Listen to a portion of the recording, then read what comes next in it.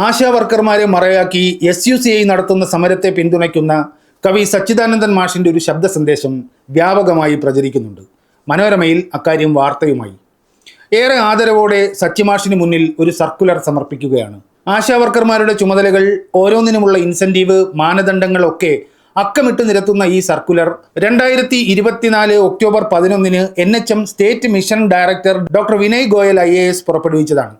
ഇത് നോക്കിയാൽ ആശാ വർക്കർമാരെ കേന്ദ്ര സർക്കാരും സംസ്ഥാന സർക്കാരും ഏൽപ്പിച്ച ചുമതലകളുടെയും അവർക്ക് ലഭിക്കുന്ന പ്രതിഫലത്തിന്റെയും കൃത്യമായ രൂപം ലഭിക്കും. ഭവന സന്ദർശനത്തിനാണ് 3000 രൂപ ഫിക്സഡ് ഇൻസെന്റീവ് കേന്ദ്ര സർക്കാർ നിശ്ചയിച്ചിരിക്കുന്നത്. അതിൽ 60% കേന്ദ്രവും 40% സംസ്ഥാനവുമാണ് വഹിക്കേണ്ടത്. തുടർച്ചയായി 50 വീടുകൾ സന്ദർശിക്കുന്നതിന് 1000 രൂപ. സവിശേഷ സഹായം ആവശ്യമുള്ള 18 മാസം മുതൽ 18 വയസ്സുവരെയുള്ള വീടുകളിൽ 10 സന്ദർശനം നടത്തിയാൽ 500 രൂപ. പരസഹായമില്ലാതെ എഴുന്നേൽക്കാൻ സാധിക്കാത്ത വിധം കിടപ്പിലായ രോഗികളുള്ള വീടുകളിൽ പ്രതിമാസം 20 സന്ദർശനങ്ങൾക്ക് 500 രൂപ. ജനകീയാരോഗ്യ കേന്ദ്രങ്ങളിലെ മീറ്റിംഗുകളിൽ പങ്കെടുക്കുന്നതിന് 250 രൂപ. വാർഡിന്റെ പരിധിയിൽ തുടർച്ചയായി നടത്തം, യോഗ, കളിസ്ഥലം തുടങ്ങിയ ഗ്രൂപ്പ് ആക്ടിവിറ്റികൾ പ്രോത്സാഹിപ്പിക്കുന്നതിന് 750 രൂപ. ഒരു മാസം ഇത്രയും കാര്യങ്ങൾ ചെയ്യുന്നതിനാണ് കേന്ദ്ര സർക്കാർ 3000 രൂപ നിശ്ചയിച്ചിരിക്കുന്നത്. അതിൽ 1800 കേന്ദ്രം തരും, 1200 സംസ്ഥാനം വഹിക്കണം. ഇനി സംസ്ഥാനം ആശാവർക്കർമാർക്ക് നൽകിയ ചുമതലകളും അതിന് നൽകുന്ന പ്രതിഫലവും നോക്കാം. സംസ്ഥാനം നൽകുന്നത് 7000 രൂപ ഓണറേറിയം. വാർഡ് തല ആരോഗ്യ റിപ്പോർട്ട് തയ്യാറാക്കുന്നതിന് 700 രൂപ. വാർഡ് അവലോകന യോഗം നടത്തുന്നതിന് 700 രൂപ. ജനകീയാരോഗ്യ കേന്ദ്രത്തിലെ അവലോകന യോഗത്തിൽ പങ്കെടുക്കുന്നതിന് 700 രൂപ. മാസത്തിൽ ഒരു ആശുപത്രി ഡ്യൂട്ടി, പ്രതിഫലം 700 രൂപ. സ്ത്രീകൾക്കും കുട്ടികൾക്കും കൗമാരക്കാർക്കുമുള്ള ക്ലിനിക്കിൽ മാസത്തിൽ ഒരു ഡ്യൂട്ടി, പ്രതിഫലം 700 രൂപ. ജീവിതശൈലി രോഗികൾക്കും വയോജനങ്ങൾക്കുമുള്ള ക്ലിനിക്കിൽ മാസത്തിൽ ഒരു ഡ്യൂട്ടി, 700 രൂപ. പാലിയേറ്റീവ് കെയർ ഡ്യൂട്ടി മാസത്തിൽ 1, 700 രൂപ. പ്രതിരോധ കുത്തിവയ്പ് നടത്തുന്ന സബ് സെന്റർ ഡ്യൂട്ടി മാസത്തിൽ 1, 700 രൂപ. ജനകീയാരോഗ്യ കേന്ദ്രങ്ങളിലെ യോഗങ്ങളിൽ പങ്കെടുക്കുന്നതിന് 700 രൂപ. ഒറ്റയ്ക്ക് താമസിക്കുന്നവർ, അതിദരിദ്രർ, എഴുന്നേൽക്കാൻ പരസഹായം ആവശ്യമുള്ള കിടപ്പ് രോഗികൾ തുടങ്ങിയവരുള്ള 15 വീടുകളിൽ സന്ദർശനം നടത്തി സേവനങ്ങൾ നൽകുന്നതിന് 700 രൂപ. ഈ 10 ചുമതലകൾ നിർവഹിക്കുന്നതിനാണ് 700 രൂപ വെച്ച് സംസ്ഥാന സർക്കാർ 7000 രൂപ നൽകുന്നത്. അതായത് ആശാ വർക്കർമാർക്ക് CPMന്റെ പ്രകടന പത്രികയിൽ വാഗ്ദാനം ചെയ്ത 700 രൂപ മിനിമം കൂലി തന്നെയാണ് സംസ്ഥാന സർക്കാർ നൽകുന്നത്.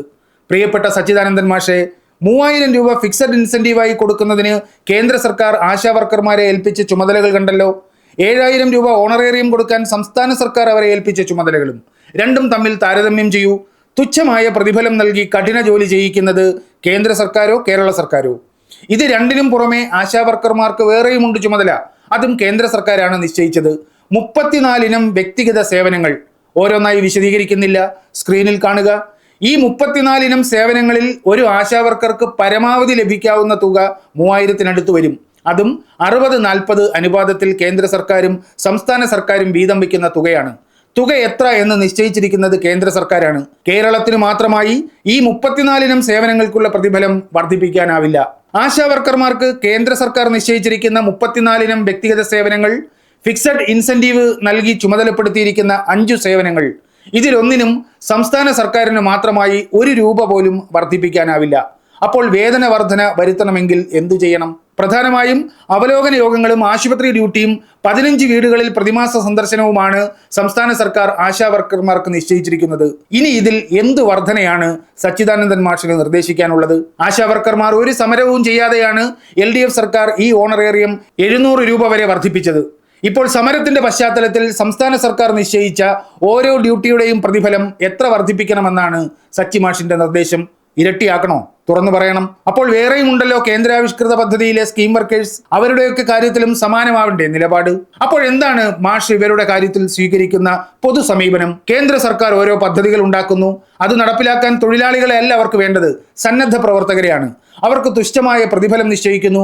60% കേന്ദ്രം തരും, ബാക്കി 40% സംസ്ഥാനം വഹിക്കണം എന്ന തരത്തിൽ അവരുടെ പ്രതിഫലം കേന്ദ്ര സർക്കാർ തീരുമാനിക്കുന്നു. അങ്ങനെ കേന്ദ്രാവിഷ്കൃത പദ്ധതികളുടെ നടത്തിപ്പിന് നിയോഗിക്കപ്പെടുന്ന സന്നദ്ധ പ്രവർത്തകർക്ക് മറ്റു തരത്തിൽ മിനിമം വേജസ് ഉറപ്പുവരുത്താനുള്ള സാമ്പത്തിക ബാധ്യത സംസ്ഥാനങ്ങൾ ഏറ്റെടുക്കണമെന്നാണോ സച്ചിമാഷ് ആവശ്യപ്പെടുന്നത്? ആണെങ്കിൽ മാഷ് അക്കാര്യം തുറന്നു പറയണം. പൊന്നു മാഷെ, കഥയും കവിതയും നോവലുമൊക്കെ എഴുതാൻ അസാമാന്യമായ ഭാവന വേണം, സമ്മതിച്ചു. പക്ഷെ ഭാവന പ്രയോഗിച്ച് രാഷ്ട്രീയ പ്രസ്താവന ഇറക്കരുത്. പബ്ലിക് ഫിനാൻസ് കൈകാര്യം ചെയ്യേണ്ടത് സാഹിത്യ സിദ്ധാന്തങ്ങളെ അടിസ്ഥാനപ്പെടുത്തിയല്ല, അവിടെ വസ്തുതകളിൽ ഊന്നിയാണ് നിലപാട് സ്വീകരിക്കേണ്ടത്. സന്നദ്ധ പ്രവർത്തകരെ വെച്ചല്ല കേന്ദ്രാവിഷ്കൃത പദ്ധതികൾ നടപ്പിലാക്കേണ്ടത് എന്ന് പറയുന്നതാണ് മാഷെ ശരിയായ വർഗബോധം. അവരെ തൊഴിലാളികളായി നിർവചിച്ച് മിനിമം വേജസ് ആക്ടിന്റെ പരിധിയിൽ കൊണ്ടുവരണം എന്നാവശ്യപ്പെടുന്നതാണ് വർഗബോധം. ഇത് തിരിച്ചറിയാൻ ഇത്രയും കാലത്തെ വായനയും പഠനവും അനുഭവവും മാഷെ സഹായിക്കുന്നില്ലെങ്കിൽ ശരിക്കും സഹതാപമുണ്ട് മാഷെ. ഇനി മാഷിന്റെ വേറൊരു വാദം കേൾക്കാം. പിന്നെ അറിഞ്ഞത് സെന്റർ തരേണ്ട തുക മുഴുവനും ഒരിടത്ത് കണ്ടു, 95% വേറൊരിടത്തുണ്ട്. ഏതായാലും അത് കേരള ഗവൺമെന്റിന് കിട്ടിക്കഴിഞ്ഞിട്ടുണ്ട്. അപ്പൊ അത് പറയുന്നത് ശരിയല്ല. അപ്പൊ സെന്ററിനെതിരായിട്ടല്ല സമരം, കേരള ഗവൺമെന്റിനെതിരാണെന്നുള്ളത് തെറ്റില്ല. വി.ഡി. സതീശനും എൻ.കെ. പ്രേമചന്ദ്രനും പ്രചരിപ്പിക്കുന്ന വാട്സപ്പ് സാഹിത്യം വിശ്വസിച്ചാണ് നീതിയുടെ പക്ഷം തീരുമാനിക്കുന്നതെങ്കിൽ സച്ചിദാനന്ദൻ മാഷിന്റെ നീതിബോധത്തോട് വേദനയോടെ സഹതപിക്കാനേ കഴിയൂ. സെന്റർ തരേണ്ട തുക മുഴുവനും കിട്ടിയെന്ന് ഒരിടത്ത് കണ്ടത്രേ, 95% കിട്ടിയെന്ന് വേറൊരിടത്ത് കണ്ടത്രേ. സെന്റർ തരേണ്ടത് മുഴുവനും തന്നെന്ന് പറഞ്ഞത് എൻ.കെ. പ്രേമചന്ദ്രൻ, 95% തന്നെന്ന് പറഞ്ഞത് വി.ഡി. സതീശൻ. ഇവരുടെ വാക്കുകളാണോ സച്ചിദാനന്ദൻ മാഷിന് വേദവാക്യം? അവരെ വിശ്വസിച്ചാണോ മാഷ് വർഗരാഷ്ട്രീയത്തിന്റെ ക്ലാസ് എടുക്കുന്നത്? വി.ഡി. സതീശനും എൻ.കെ. പ്രേമചന്ദ്രനും ഒക്കെ ആലോചനാശേഷി ഇല്ലാത്തവരെ ഉന്നം വെച്ചാണ് മാഷെ പെരുങ്കള്ളങ്ങൾ മെനഞ്ഞ് പ്രചരിപ്പിക്കുന്നത്. മാഷെ പോലെ ഒരാളെ കബളിപ്പിക്കാൻ കഴിയുമെന്ന് അവർ സ്വപ്നത്തിൽ പോലും കണ്ടിട്ടുണ്ടാവില്ല. സച്ചിദാനന്ദൻ മാഷ് അവർക്ക് കിട്ടിയ ലോട്ടറിയാണ്. മാഷിന്റെ ഈ ഓഡിയോ ക്ലിപ്പ് കേട്ട് സതീശനും പ്രേമചന്ദ്രനും തലയറഞ്ഞ് ചിരിക്കുന്നുണ്ടാവും. മാഷ് ഇപ്പറഞ്ഞത് മുന്തിയ ഇനം സ്ട്രോമാൻ ഫാലസിയാണ്. കേന്ദ്രം ഫണ്ട് തരാത്തത് കൊണ്ടാണ് ആശാവർക്കർമാരുടെ ശമ്പളം വർദ്ധിപ്പിക്കാൻ കഴിയാത്തതെന്ന് സർക്കാരോ ആരോഗ്യമന്ത്രിയോ പറഞ്ഞിട്ടില്ല. സതീശനും പ്രേമചന്ദ്രനും ചെയ്യുന്നത് പോലെ ഇല്ലാത്ത വാദങ്ങൾക്ക് നേരെയാണ് മാഷ് നിറയൊഴിച്ച് രസിക്കുന്നത്. സതീശനെയും പ്രേമചന്ദ്രനെയും കേൾക്കുന്ന സച്ചിദാനന്ദൻ മാഷ് സമയമുണ്ടെങ്കിൽ വീണ ജോർജിന്റെ ഈ വാക്കുകൾ ഒന്ന് കേൾക്കണം. കഴിഞ്ഞ സാമ്പത്തിക വർഷം 2023-24 ആശമാർക്ക് നൽകേണ്ടിയ ഇൻസെന്റീവ്സിൽ 100 കോടി രൂപ കേന്ദ്ര സർക്കാർ നമുക്ക് നൽകാനുണ്ട് സർ. 1 രൂപ പോലും കേന്ദ്ര സർക്കാർ നൽകിയിട്ടില്ല. ആ സാഹചര്യത്തിലാണ് സംസ്ഥാന സർക്കാർ ആശമാർക്ക് ഇൻസെന്റീവ്സ് മുടങ്ങാതെ നൽകിയിട്ടുള്ളത്. 2023-24 സാമ്പത്തിക വർഷത്തിൽ കേന്ദ്രം ആശാവർക്കർമാരുടെ ഇൻസെന്റീവ് ഇനത്തിൽ 1 രൂപയും തന്നില്ലെന്നാണ് മന്ത്രി നിയമസഭയെ അറിയിച്ചത്. ആ കാലയളവിലെ ഫണ്ട് കേന്ദ്രം തന്നു എന്ന് തെളിഞ്ഞാൽ മാത്രമേ സർക്കാരിന്റെ ഭാഗം തെറ്റും മാഷിന്റെ ഭാഗം ശരിയുമാകൂ. അങ്ങനെ ഒരു തെളിവ് ഇതേവരെ വന്നിട്ടില്ലല്ലോ മാഷെ. പ്രേമചന്ദ്രന് കേന്ദ്ര സർക്കാർ നൽകിയ മറുപടിയും മാഷ് ദയവായി പരിശോധിക്കണം. 2023-24 സാമ്പത്തിക വർഷത്തിൽ നമുക്ക് കിട്ടിയത് വെറും 189 കോടിയാണ്. തരാനുള്ളത് 826.02 കോടി, കിട്ടാനുള്ളത് 636.88 കോടി രൂപ. അതിൽ ആശാവർക്കർമാരുടെ ഓണറേറിയത്തിന്റെയും അലവൻസിന്റെയും വിഹിതമുണ്ട്. NHM ഡോക്ടർമാരുടെയും മറ്റു ജീവനക്കാരുടെയും വേതനമുണ്ട്. കേന്ദ്രം തന്നില്ല എന്ന് വെച്ച് അനങ്ങാതെ ഇരിക്കുകയല്ല LDF സർക്കാർ ചെയ്തത്. 1 രൂപ വെട്ടിക്കുറയ്ക്കാതെ, 1 രൂപ കുടിശ്ശികയിടാതെ പാവപ്പെട്ട ആശാവർക്കർമാരുടെ കേന്ദ്ര വിഹിതം ഉൾപ്പെടെ ഓണറേറിയവും ഇൻസെന്റീവും കൊടുത്തു തീർക്കുകയാണ് ചെയ്തത്. അതാണ് വീണ ജോർജ് നിയമസഭയിൽ പറഞ്ഞത്. അല്ലാതെ കേന്ദ്രം ഫണ്ട് തരാത്തത് കൊണ്ടാണ് ആശാവർക്കർമാരുടെ വേതനം ഉയർത്താൻ പറ്റാത്തത് എന്ന് ഇവിടെ ആരും പറഞ്ഞിട്ടില്ല. ഒരു വിഷയത്തിൽ അഭിപ്രായം പറയുമ്പോൾ അതേക്കുറിച്ച് കാര്യമായി പഠിച്ചും മനസ്സിലാക്കിയും വേണ്ടേ മാഷെ പ്രതികരിക്കാൻ? മാഷെ പോലെ ഒരാളിൽ നിന്ന് സമൂഹം അതല്ലേ പ്രതീക്ഷിക്കുക? പിന്നെ എളമരം കരീമിനെ കുറിച്ച് അറുപുച്ഛത്തോടെ മാഷ് ചില കാര്യങ്ങൾ പറഞ്ഞിട്ടുണ്ട്. നിവേദനം കേൾക്കുക, ചുരുങ്ങിയത് അവർ തെറി പറയാതിരിക്കുക. ഏറ്റവും മോശമായ ഭാഷ എളമരം കരീമിന്റെ ഒക്കെ ഭാഷ കേട്ടാലൊരു മനുഷ്യന് സഹിക്കാൻ പറ്റില്ല. സ്ത്രീകളായതുകൊണ്ട് മാത്രം അവരെ ചീത്ത പറയുക, ഇത്തരം വൃത്തികെട്ട ഭാഷ ഉപയോഗിക്കുന്ന വൃത്തികെട്ട മനുഷ്യർ ഉള്ളിടത്തോളം കാലം നമുക്ക് കമ്മ്യൂണിസം ഉണ്ടാവില്ല, വർഗസമരം ഉണ്ടാവില്ല, ഈ വർഗ സഹാനുഭൂതി ഉണ്ടാവില്ല. അപ്പം അതുകൊണ്ട് ചുരുങ്ങിയത് മര്യാദയ്ക്ക് സംസാരിക്കാൻ പഠിക്കുക, ഒരു ഒത്തുതീർപ്പിന് ശ്രമിക്കും. വൃത്തികെട്ട മനുഷ്യൻ എന്നൊക്കെയാണ് അദ്ദേഹം എളമരം കരീമിനെ വിശേഷിപ്പിച്ചിരിക്കുന്നത്. എളമരം കരീം ഏതു സ്ത്രീയെയാണ് മാഷെ ആക്ഷേപിച്ചത്? സമരത്തിന് പിന്നിൽ അരാജക സംഘടന എന്ന് പറഞ്ഞതാണോ വൃത്തികെട്ട ഭാഷ? അതോ സമരം ചെയ്യുന്നത് ഈർക്കിൽ സംഘടനയാണ് എന്ന് പറഞ്ഞതോ? ഇതിലേതാണ് സ്ത്രീകളെ അപമാനിക്കുന്ന പ്രയോഗം? SUCI എന്ന സംഘടനയെ വിമർശിച്ചാൽ അതെങ്ങനെ സ്ത്രീകൾക്കെതിരെയുള്ള അധിക്ഷേപമാകും മാഷെ? SUCI വിമർശനാതീതമായ ഒരു സംഘടനയാണോ? അത് ദഹിക്കാൻ ബുദ്ധിമുട്ടാണല്ലോ മാഷെ. ഏതു പദവും പ്രയോഗവും ഉപയോഗിച്ചാണ് എളമരം കരീം സ്ത്രീകളെ അധിക്ഷേപിച്ചത് എന്ന് വ്യക്തമാക്കാൻ വേറൊരു വോയിസ് ക്ലിപ്പ് സംപ്രേഷണം ചെയ്യണമെന്ന് K. സച്ചിദാനന്ദനോട് ഒരു അഭ്യർത്ഥനയുണ്ട്. എളമരം കരീം പറയുന്നത് മാത്രമല്ല മാഷെ, എളമരം കരീമിനെ കുറിച്ച് പറയുന്നതും മര്യാദയുടെ ഭാഷയിലാകണം. എളമരം കരീം എന്ന പേര് പറയുമ്പോൾ മാഷിന്റെ വാക്കുകളിൽ പുളയ്ക്കുന്ന ഒരു പുച്ഛവും അറപ്പുമുണ്ടല്ലോ, അതിന്റെ ഉറവിടം സ്വയം ഒന്ന് പരിശോധിക്കുന്നത് നന്നാവും. മര്യാദയ്ക്ക് സംസാരിക്കാൻ പഠിക്കുക എന്നേ മാഷോടും പറയാനുള്ളൂ. അടുത്തത് ഒരു ആഹ്വാനമാണ്. K. കേൾക്കാം. കാര്യമായാലും ശരി എവിടെയാണ്, സത്യം എവിടെയാണെന്ന് അന്വേഷിക്കെങ്കിലും വേണം. ഈ പാർട്ടി അല്ലെങ്കിൽ പാർട്ടി പത്രം പറയുന്നത് കേൾക്കരുത്. ഏത് പാർട്ടിയുടെ ആയാലും, ഞാൻ ഒരു പാർട്ടിയെ പറ്റിയല്ല പറയുന്നത്, ഏത് പാർട്ടിയുടെ ആയാലും ഈ പാർട്ടി പത്രം കേട്ട് അതാണ് ശരിയെന്ന് വിചാരിക്കരുത്. അത് ശരിയല്ല എന്ന് തെളിഞ്ഞു കഴിഞ്ഞിട്ടുണ്ട്.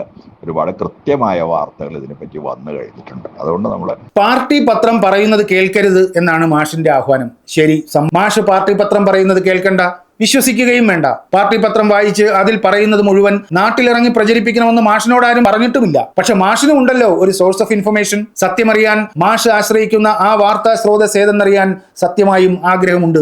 ആശാവർക്കർമാരുടെ സമരത്തിന്റെയും അവർക്ക് കിട്ടിയ കേന്ദ്രവിഹിതത്തിന്റെയും കാര്യത്തിൽ ഏത് സോഴ്സിനെ ആധാരമാക്കിയാണ് മാഷ് ഈ അഭിപ്രായം പറയുന്നത്? അതൊന്ന് തുറന്നു പറയൂ. പാർട്ടി പത്രം വായിക്കുന്നത് മതിയാക്കി മാഷ് വായിക്കുന്നത് മാത്രം വായിച്ചാൽ നമുക്ക് എല്ലാവർക്കും ഒരുമിച്ച് നീതിയുടെ പക്ഷത്ത് നിൽക്കാമല്ലോ. ആശാവർക്കർമാർക്ക് ഓണറേറിയം കൊടുക്കാൻ കേന്ദ്രം കേരളത്തിൽ മുഴുവൻ ഫണ്ടും തന്നു എന്ന് സ്ഥാപിക്കുന്ന ഒരു പ്രസ് റിലീസ് കഴിഞ്ഞ ദിവസം ഇറങ്ങിയിരുന്നു. മാഷ് അത് കണ്ടിരുന്നോ? BJP സെക്രട്ടറി അനിൽ ആന്റണിയുടെ പ്രസ് റിലീസ് ഈച്ച കോപ്പി അടിച്ച് BJPയുടെ IT സെൽ കേന്ദ്ര സർക്കാരിന്റെ പേരിൽ ഉണ്ടാക്കിയ ഒരു വ്യാജ റിലീസ്. ഇത് തൊണ്ട തൊടാതെ വിഴുങ്ങിയവരാണ് സകല മാധ്യമങ്ങളും. ഇത് വ്യാജ റിലീസാണെന്ന് വിളിച്ചു പറയാൻ പാർട്ടി പത്രമേ ഉണ്ടായിരുന്നുള്ളൂ മാഷെ, പിന്നെ സോഷ്യൽ മീഡിയയും. BJPയുടെ IT സെൽ പടച്ചിറക്കുന്ന വ്യാജ വിവരങ്ങളെയും VD സതീശനും NK പ്രേമചന്ദ്രനും ഒരു ഉളുപ്പുമില്ലാതെ വിളമ്പുന്ന പെരും നുണകളെയും ആശ്രയിച്ച് അഭിപ്രായം പറയാനും നിലപാട് സ്വീകരിക്കാനും മാഷിന് എല്ലാ സ്വാതന്ത്ര്യവുമുണ്ട്. പക്ഷെ ആ സ്വാതന്ത്ര്യം ഉപയോഗിക്കുമ്പോൾ മാഷ് സ്വന്തം മനസാക്ഷിയോടെങ്കിലും ഒരു നീതി പുലർത്തണം. മാഷ് എന്തിനാണ് ഇത്ര ബുദ്ധിമുട്ടി സാഹിത്യ അക്കാദമിയുടെ ഭാരവാഹി കസേര ചുമക്കുന്നത്? ആ പദവി ഏറ്റെടുക്കാൻ മാഷോട്